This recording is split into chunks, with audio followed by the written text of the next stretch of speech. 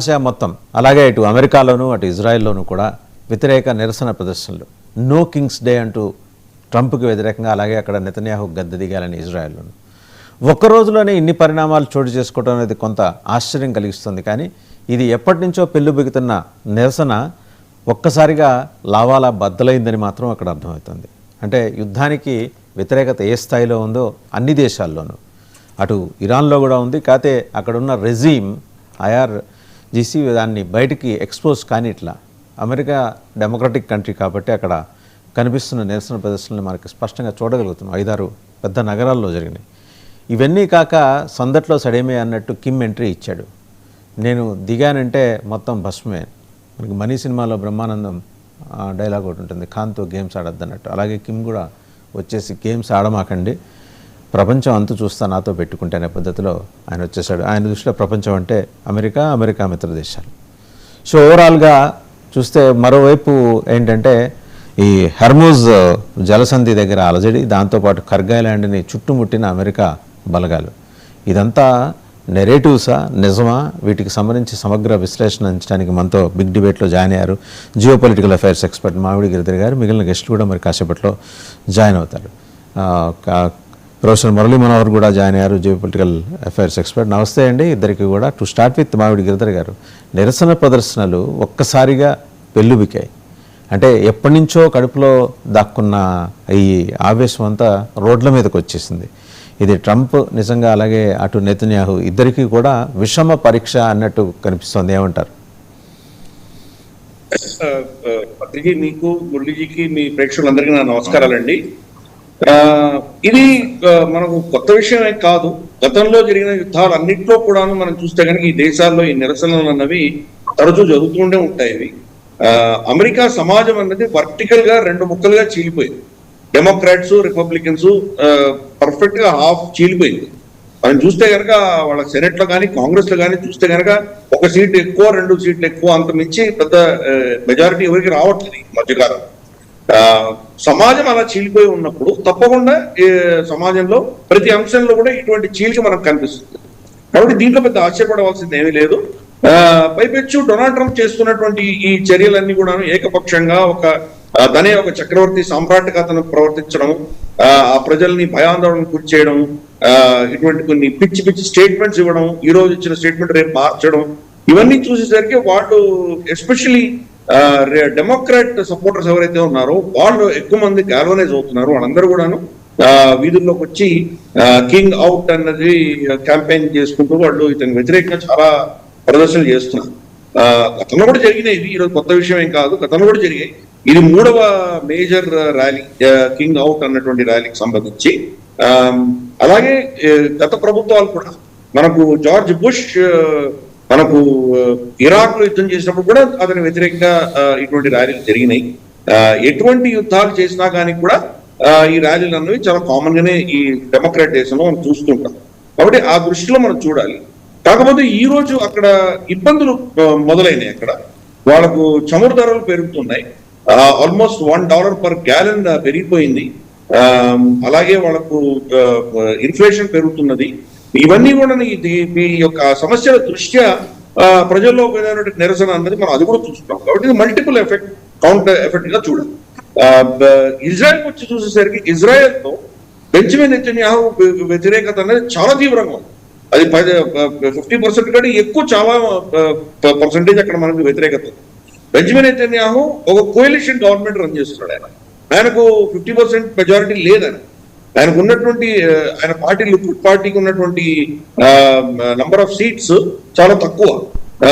1 seat అటు 1 seat ఇటు తోట అక్కడ సెట్ లో మన ప్రైమ్ మినిస్టర్ అనేది ఎన్నుకోబడతారు. సో ఇప్పుడు ఈయన దగ్గర లెఫ్టిస్ట్ ఉన్నారు, అల్ట్రా రైటిస్ట్ ఉన్నారు. ఈ పార్టీల కోalition తో ఆయన గెలుస్తున్నారు. ప్లస్ ఆయన మీద ఒక కరప్షన్ ఆరోపణ కేసు చాలా నడుస్తున్నాయి ఆయన మీద.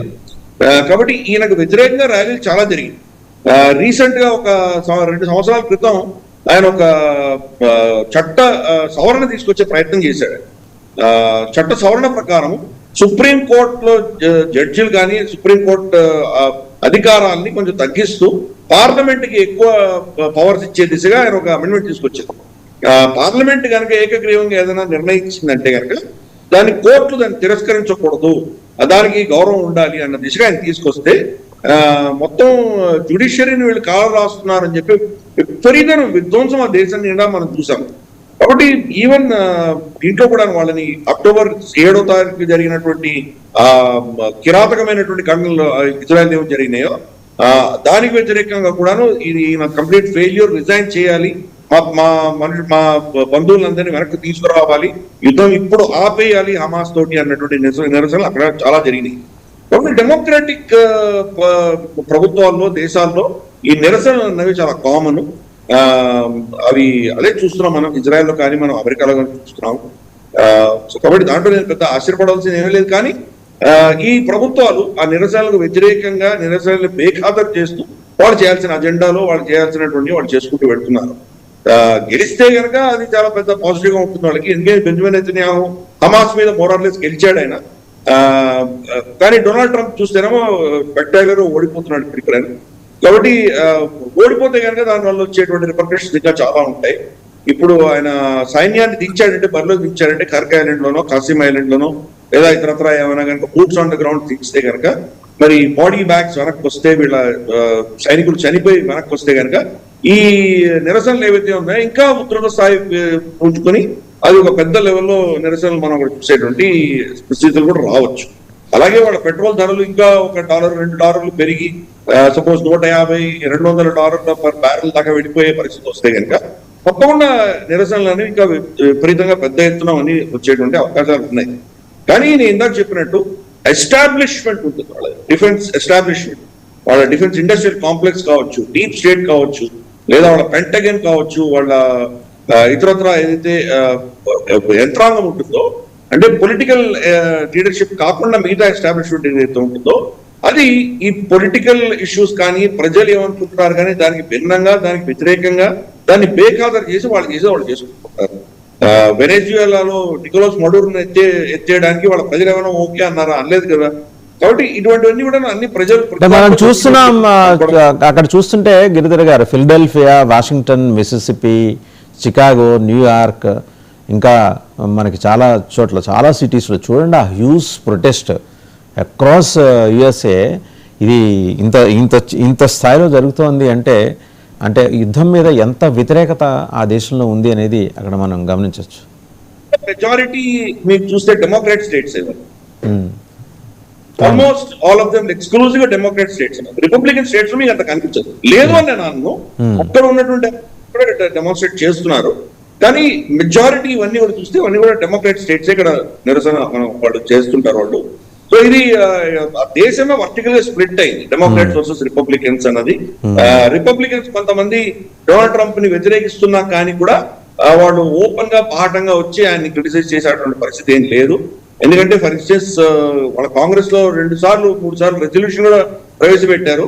ప్రెసిడెంట్ అధికారాలు దాని లిమిటేషన్స్ ఉన్నాయి, యుద్ధాలు ప్రకటించేది హక్కు ఓన్లీ కాంగ్రెస్ కు ఉన్నది అని చెప్పేసి రెజల్యూషన్ తీసుకొస్తే దాన్ని డొనాల్డ్ ట్రంప్ పక్షాన ఓటింగ్ జరిగి ఆ రెజల్యూషన్స్ అన్నిటి కూడా రిజెక్ట్ చేసింది.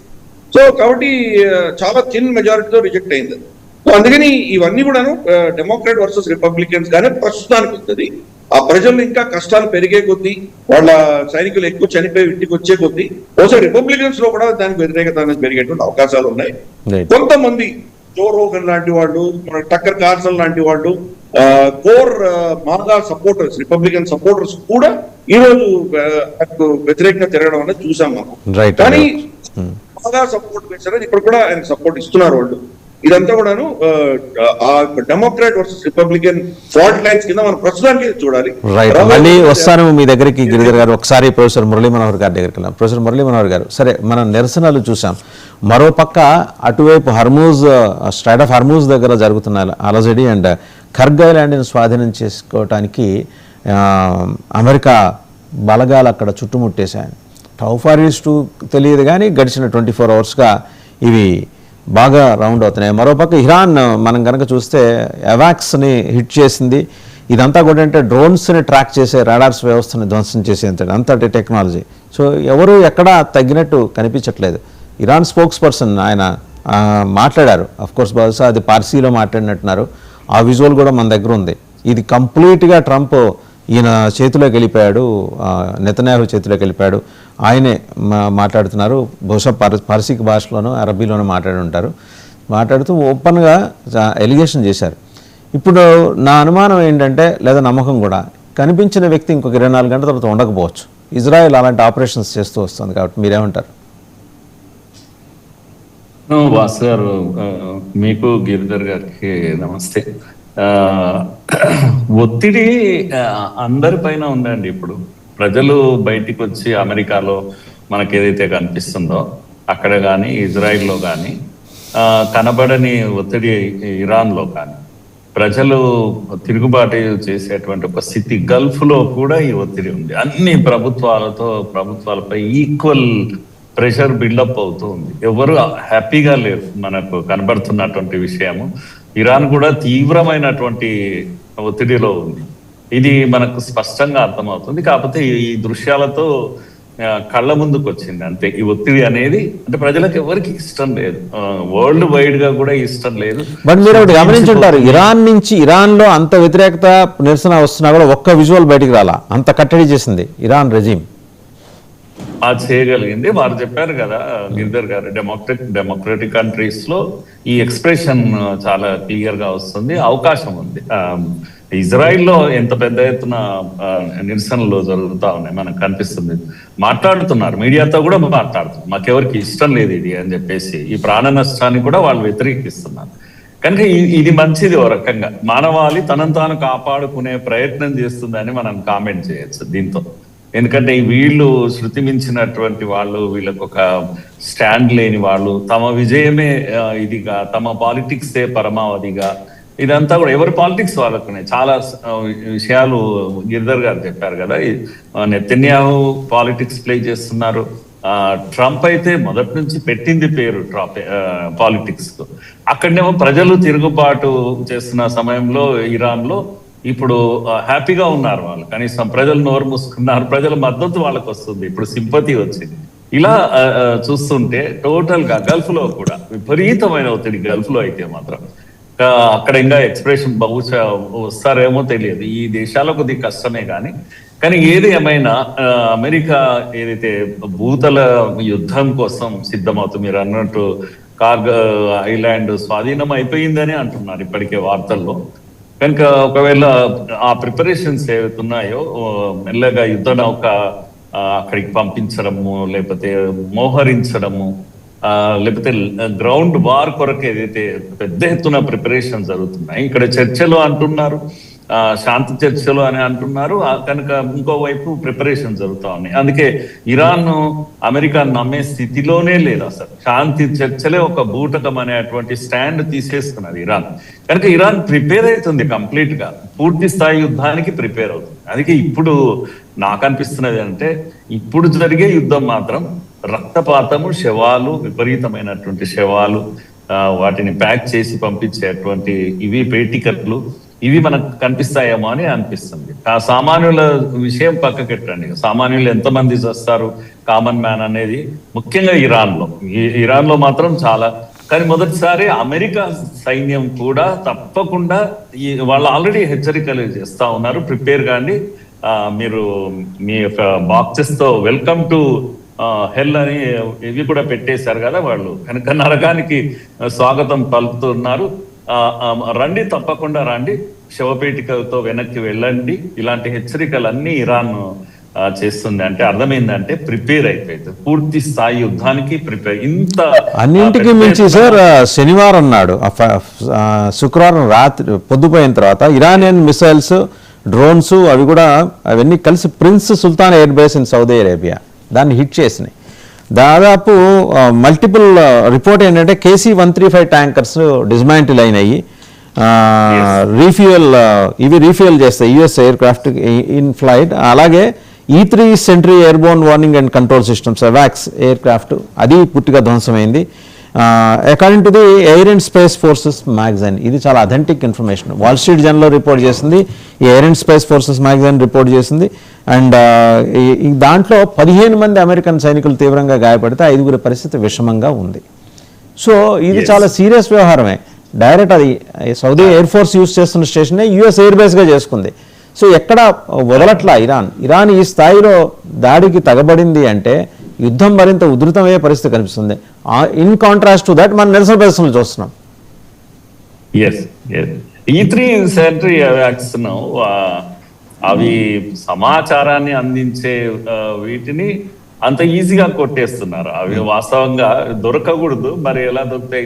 వీళ్ళ దగ్గర ఉన్నది బ్యాలిస్టిక్ మిసైల్స్, చిన్న అవే మిసైల్స్ తో కంటిన్యూస్ దాడులు దొరుకుతాయి. పెద్దగా ఎక్స్ట్రా ఇవి కూడా ఆయుధాలు ఉన్నట్టుగా ఏం కనపడలేదు, కానీ వాటితోనే సక్సెస్ఫుల్ గా కొట్టగలుగుతుంది. అమెరికాకు చేయాల్సిన నష్టాన్ని విపరీతంగా చేయగలుగుతుంది. వాళ్ళు క్షతగాత్రులను తీసుకెళ్లడం, సౌదీలో పరిగెత్తడం, ఇదంతా కూడా బయటికి కూడా కనపడుతున్నాయి. ఇవన్నీ కూడా పిక్చర్స్ కూడా వస్తా ఉన్నాయి.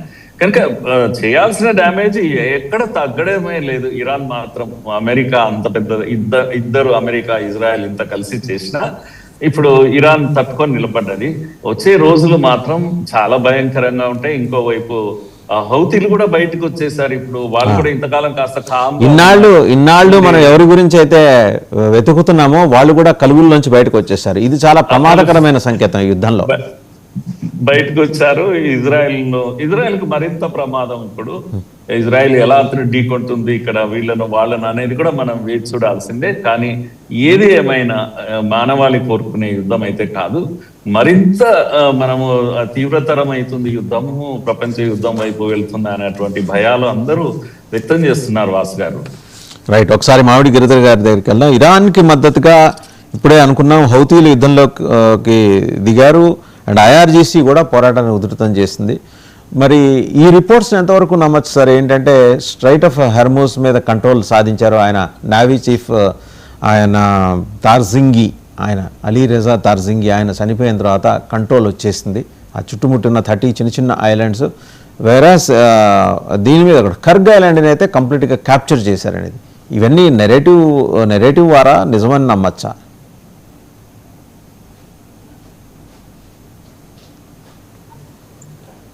సారీ, మ్యూట్ లో ఉన్నది. అంటే కర్గైల్ క్యాప్చర్ చేయాలంటే కనుక అమెరికా సైనికులు ఎక్కడి నుంచి వెళ్ళాలి? కర్గైల్ వచ్చేసి ఇరాన్ కి 15 కిలోమీటర్ దూరంలో ఉంటుంది. వీళ్ళు నియరెస్ట్ స్పాట్ కువైట్ సిటీ నుంచి వెళ్ళాలి, లేదా మనకు బస్రా నుంచి వెళ్ళాలి, ఇరాకీ జలాల నుంచి వెళ్ళాలి, లేదా మనకు సౌదీ అరేబియా నుంచి వెళ్ళాలి, బహ్రెయిన్ నుంచి వెళ్ళాలి. అక్కడి నుంచి కనీసం అంటే 100-150 కిలోమీటర్ల దూరంలో ఉంటుంది. అంత దూరం వీళ్ళు ప్రయాణం చేయగలరు. 600 కిలోమీటర్ల దూరంలో ఉన్నటువంటి ప్రిన్స్ సుల్తాన్ ఎయిర్ బేస్ ని వాళ్ళు కొట్టగలిగింది. ఈ 100 కిలోమీటర్ దూరంలో వస్తున్నటువంటి వీళ్ళ మరైన్స్ వాళ్ళు షూట్ చేయలేరు. కర్గైల్ తీసుకోవడం అంత సులువ. 1944 నార్మండీ ల్యాండింగ్స్ తర్వాత ఈ రోజు దాకా ప్రపంచంలో ఈ సీ ఇన్వేషన్ తోటి శత్రువులు ఓడించి గెలిచినటువంటి ఉదంతం ఏమైనా మీకు తెలిసింది ఏమైనా ఉంటే చెప్పండి. సో ఒకటి చేసింది ఆపరేషన్ క్యాక్టస్, మాల్డీవ్స్ లో చేసింది. 160-170 మంది వాళ్ళని మనం అరెస్ట్ చేయగలిగాం, వాళ్ళని చంపగలిగాం, గయూమ్ని రెస్టోర్ చేయగలిగాం. ఆ చిన్న ఆపరేషన్ మినహాయిస్తే ఎప్పుడు జరగదు. ఈవెన్ రెండవ ప్రపంచ యుద్ధంలో కూడా మొత్తం యూరోప్ ని కబ్జా చేసుకున్నటువంటి హిట్లరు ఆ 100 మైళ్ళ ఇంగ్లీష్ ఛానల్ దాటలేకపోయాడు. యూకే మీద బొంబార్డ్మెంట్ చేశాడు, కానీ ఆ 100 మైళ్ళు సముద్రం నీళ్లు దాటి వెళ్ళి యూకేని కబ్జా చేసుకోలేనటువంటి పరిస్థితి. కాబట్టి ఫస్ట్ అర్థం చేసుకోవాలి, మనం సీ ఆపరేషన్స్ లో వెళ్ళి ఇటువంటి ఐలాండ్స్ క్యాప్చర్ చేయాలంటే దానికి కావాల్సిన సిబ్బంది, దానికి కావాల్సినటువంటి ఆంఫిబియస్ వెహికల్స్, దానికి కావాల్సినటువంటి పారాట్రూపర్స్, దానికి కావాల్సినటువంటి పారాఫెరీలా చాలా ఖర్చుతో కూడినటువంటిది, చాలా రిస్క్తో కూడినటువంటిది. దాంట్లో ఎన్నో ప్రాణ నష్టాలు జరుగుతాయి. ఈ రోజు అటువంటిది ఎవరైనా చూసామో మనం? అమెరికా ఏం చేసింది?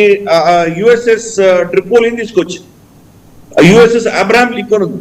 ఇవి ఎక్కడ ఉన్నాయి? ఇవి గల్ఫ్ ఆఫ్ ఒమాన్ దగ్గర కూడా లేవు. గల్ఫ్ ఆఫ్ ఒమాన్ లో భారతీయ మన నేవీ షిప్స్ ఏవైతే ఉన్నాయో 5 షిప్లు ఉన్నాయి. ఐఎన్ఎస్ విశాఖపట్నం క్లాస్వి, మనకు డిస్ట్రాయర్స్, ఫ్రిగేట్స్ అన్ని కలిపి ఒక 5 మనలు ఉన్నాయి Gulf of Oman. Gulf of Oman లో రావడానికి భయపడుతుంది అమెరికా. కర్గైల్ టేక్ ఓవర్ చేసిందంటే ఎవరైనా నమ్ముతారా? ప్రాక్టికల్ గా ఎటువంటి కాదు. నిజంగా ఆపరేషన్ చేస్తే కనుక దాని యొక్క ఇంపాక్ట్ చాలా డిఫరెంట్ గా ఉంటుంది. అమెరికా చెయ్యదా చెయ్యలేదా అనే దానికి చర్చించట్లేదు. చాలా కష్టంతో కూడినటువంటిది, చాలా ఆపరేషనల్ లాజిస్టికలీ నైట్ మేర్. అది చేయడానికి సిద్ధంగా లేదు వాళ్ళ సైన్యం. అందుకనే డొనాల్డ్ ట్రంప్ ఈ 48 గంటలు ఇవన్నీ ఇట్లా డెడ్ లైన్ ఇచ్చుకుంటూ పోతే వాళ్ళు మేము సజేమిరా అన్నారు, మేము చెయ్యమన్నారు. అందుకనే తనే యూనిలేటర్ 5 రోజులు పొడిగించాడు, తర్వాత 10 రోజులు పొడిగించాడు, తర్వాత ఇంకో 10 రోజులు, ఇంకో 15 రోజులు పొడిగించినా ఆశ్చర్యపడక్కర్లేదు. ఇవన్నీ కూడా ఏంటంటే కనుక వాళ్ళ ఆర్మీ రిఫ్యూజ్ చేస్తుంది వెళ్ళమంటారు. వాళ్ళ ఆర్మీ కానీ, నేవీ కానీ, ఎయిర్ ఫోర్స్ కానీ అక్కడికి వెళ్ళడానికి భయపడుతున్నారు. F-35 చరిత్రలో world's most sophisticated, complicated stealth fighter చరిత్రలో మొట్టమొదటిసారి ఒక మిసైల్ హిట్ అన్నది ఇరాన్ చేసింది. వాళ్ళ హిస్టరీలో మొదటిసారి. అఫ్ కోర్స్ ఆ ఎయిర్ క్రాఫ్ట్ చాలా పటిష్టమైంది. అది అంత హిట్ తగిలినా కానీ కూడా అది బెన్ గూరియన్ ఎయిర్పోర్ట్ లో వాళ్ళు సేఫ్ గా ల్యాండ్ అవ్వగలిగారు, అది వేరే విషయం. కానీ బట్ వీళ్ళు కొట్టగలిగింది మనకు ఇరాన్. అటువంటిది అంత రిస్క్ తీసుకొని వీళ్ళు అక్కడికి వెళ్ళి హెలికాప్టర్లలో పారాడ్రాప్ అయ్యేటువంటి పరిస్థితి వాళ్ళకు ఉందా? ఎంత శానిటైజ్ అవ్వాలక్కడ. ఈ ఇరాన్ ఏంటంటే జస్ట్ కోస్ట్ లైన్ మాత్రమే కబ్జా చేస్తున్నంత మాత్రం వాళ్ళు యుద్ధాలు ఆపరు. వాళ్ళ 31 ప్రావిన్సెస్ వెనక నుంచి కొడతారు వాళ్ళు. 500 కిలోమీటర్లు 600 కిలోమీటర్ల వెనకాల జాగ్రఫ్ మౌంటైన్స్ సొరంగాల నుంచి కొడతారు వాళ్ళు. కాబట్టి అది అంత సులువైనటువంటి ఆపరేషన్ కాదు. కానీ అమెరికా యాంగిల్లో చూసామంటే వాళ్ళకి ఇంకా ఆప్షన్స్ ఏం మిగలలేదు. డొనాల్డ్ ట్రంప్ స్వయం చెప్పాడు, కొట్టడానికి మాకు ఏం టార్గెట్స్ లేవన్నాడు. ఏమి టార్గెట్స్ లేనప్పుడు ఇంకేం చేయాలి? గ్రౌండ్ ఇన్వేషన్ తప్ప ఇంకేమీ లేదు, మిగలలేదు వాళ్ళకి. గ్రౌండ్ ఇన్వేషన్ చేసి తీరాలి. గ్రౌండ్ ఇన్వేషన్ చాలా బ్లడీ ఇన్వేషన్ ఉండబోతోంది, విపరీతంగా జన నష్టం జరగబోతోంది. అందుకనే వాళ్ళ సైన్యం దాన్ని చాలా ట్రైనింగ్ తీసుకోవడము. డియాగో గార్సియా దాటి రాలేదు ఇంకా యుఎస్ఎస్ ట్రిపోలి, అక్కడే ఉంది డియాగో గార్సియా దగ్గర. Sir, some reports are suggesting Diego Garcia దాటేసింది US Tripoli అని. Is it not true? See, these are all speculations, right? Even USS Abraham Lincoln కూడా ఒక దగ్గర ఉండట్లేదు. ఎందుకంటే ఒక దగ్గర స్టాటిక్ గా ఉంది అంటే కనుక వాళ్ళు టార్గెట్ చేసి కొడుతున్నారు. ఇన్ఫాక్ట్ అమెరికన్ ఛానల్స్ లోనే అమెరికన్ రిపోర్టర్స్ చాలా మంది యుఎస్ఎస్ అబ్రహాం లింకన్ మీద దాడులు జరిగినాయని చెప్తున్నారు. అలాగే యుఎస్ఎస్ జెరాల్డ్ ఆర్ ఫోర్డ్ ఏదైతే మనకు హైఫాలో వచ్చిందో దాని మీద కూడా దాడి జరిగింది అని మనకు తెలుస్తుంది. మన డొనాల్డ్ ట్రంప్ స్వయానే చెప్పాడు 17 సైట్స్ నుంచి మా మీద దాడులు జరిగాయి అని చెప్పి డొనాల్డ్ ట్రంప్ స్వయానే చెప్పాడు. సో అందుకని దాడిని తట్టుకోవడానికి, తప్పించుకోవడానికి కాన్స్టెంట్ గా తిరుగుతూ ఉంటాయి. ఇవన్నీ కూడా తిరుగుతుంటాయి కాబట్టి ఒక దగ్గర స్టాటిక్ గా ఉండవు. కాబట్టి యుఎస్ఎస్ ట్రిపోలి కూడా ఎక్కడ ఉన్నది అనేది వాళ్ళు మనకు తెలియడం చాలా కష్టం. అఫ్ కోర్స్ డియాగో గార్సియా చాలా చిన్న ప్లేస్, 3000 మంది అక్కడ దిగి వాళ్ళకు సెలవు తెచ్చుకునేటువంటి పరిస్థితులు లేవు. కాబట్టి అది అక్కడ గస్తీ తిరుగుతుంది. Somewhere close by Diego Garcia దగ్గరే ఉంటుంది. అది గల్ఫ్ ఆఫ్ ఒమాన్ లో వచ్చి స్ట్రేట్ ఆఫ్ హార్మోజ్ లో వెళ్ళి వీళ్ళని ఆంఫీబియస్ గా దించి ఇంత పరిస్థితులు అయితే ఈ రోజు అయితే లేవు. ప్లస్ డొనాల్డ్ ట్రంప్ ఎప్పుడు కూడా టైం తీసుకుంటాడు. 10 రోజులు అంటాడు, 15 రోజులు అంటాడు, మధ్యలో ఆర్మీ క్లియరెన్స్ ఇవ్వగానే దాడి చేస్తాడు. కాబట్టి అది ఎప్పుడు దాడి జరుగుతుందో మనకు తెలియదు. కానీ అమెరికాకు ఆప్షన్స్ లేవు, వాళ్ళు దాడి చేసి తీరాలి ఇది. కానీ ఈ రోజు వాళ్ళు కొట్టినటువంటి ఏదైతే మనకు ఏవాక్స్ కొట్టిందో, మనకు ఇరాన్ ఏవాక్స్ కొట్టిందో, ఆ ఏవాక్స్ బోయింగ్ 6 ఉన్నాయి వీళ్ళ దగ్గర. మొత్తం థియేటర్ లో 6 పనిచేస్తున్నాయి. దాంట్లో కీలకంగా ఒకటి కొట్టారు. ఇప్పుడు దాన్ని రీప్లేస్ చేయాలంటే కనుక 2028 వరకు బోయింగ్ ప్లాట్ఫామ్ మళ్ళీ వీళ్ళకి దొరకదు, వీళ్ళకి రాదు. అంటే 2028 వరకు అది అవుట్ ఆఫ్ యాక్షన్. అంటే 5 తోటే వాళ్ళు యుద్ధాలు చేయాలి. 2 వాళ్ళ ఏదైతే మన మిడ్ ఎయిర్ రీఫ్యూలర్స్ అవి తగిలినాయో 4 నుంచి 6 దాకా డ్యామేజ్ అయ్యాయని చెప్తున్నారు. ఒక్కొక్క రిపోర్ట్ ఒక్కోలా చెప్తోంది. ఇది కూడా ఏంటంటే కనుక డొనాల్డ్ ట్రంప్ ఏమనంటే దాన్ని విల్ మేక్ ఇట్ ఆపరేషన్ అయితే వెరీ సూన్ అన్నాడు. కానీ ఈ యుద్ధానికి పనికిరావు, ఎందుకంటే అంత దారుణంగా ధ్వంసమైనవి. 10% వీళ్ళకి ఆకాశంలో తిరుగుతున్నటువంటి మిడ్ ఎయిర్ రీఫ్యూలర్స్ లో 10% దెబ్బతింది. ఈ 10% దెబ్బతిన్న తర్వాత మిగతా 90% గతంలో ఆపరేట్ చేసినంత లెవెల్లో ఆపరేట్ చేస్తారో వాళ్ళు. వాళ్ళకి ఇప్పుడు భయపడుతుంది. కాబట్టి ఏదో చాలా height 45,000 feet above sea level అయినా ఆపరేట్ చేస్తారు. లేదా మిడ్ ఎయిర్ రీఫ్యూలింగ్ అనేది ఇరానియన్ ఎయిర్ స్పేస్ బయట ఎక్కడో ఇరాక్ లోనో, లేకపోతే మెడిటరేనియన్ సీలోనో, లేకపోతే గల్ఫ్ ఆఫ్ ఒమాన్ లోనో ఎక్కడో వీళ్ళు మిడ్ ఎయిర్ రీఫ్యూలింగ్ చేసుకుంటారు. అంటే వీళ్ళ ఆపరేషనల్ కేపబిలిటీ తగ్గింది. అంటే అసలు రీఫ్యూలింగ్ ఫెసిలిటీ మీద కొట్టాడు కదా సార్ ఇరాన్. అదే ఇఫ్ యూ నాట్ ఈ 4 నుంచి 6 ట్యాంకర్ల ఎయిర్ క్రాఫ్ట్ కొట్టారు వాళ్ళు. కొట్టారు. అదే చెప్తున్నాను. ప్లస్ 2 కూలిపోయినాయి, ఇరాక్ లో కూలిపోయినాయి. అది ఇన్సిడెంట్ జరిగింది అంటున్నారు. 2 మిడ్ ఎయిర్ రిఫ్యూల్ ఒకటి ఎక్స్చేంజ్ చేస్తుండగా తగిలి పడిపోయింది. ఒకటి పడిపోయి 6 మంది చనిపోయారు. ఇంకోటి టెయిల్ స్పాన్ బాగా దెబ్బతినింది. దాన్ని కూడా రీప్లేస్ చేయడానికి కనీసం ఒక 5-6 నెలలు పడుతుంది. సో ఓవరాల్ గా మనం చూస్తే కనుక 6 నుంచి 8 మిడ్ ఎయిర్ రీఫ్యూలర్స్ ఈరోజు అవుట్ ఆఫ్ యాక్షన్. ఇది 10% ఆఫ్ దేర్ టోటల్ ఫ్లీట్. అంటే వీళ్ళు టోటల్ ఫ్లీట్ వీళ్ళు మిగతా థియేటర్స్ తీసుకురావాలి.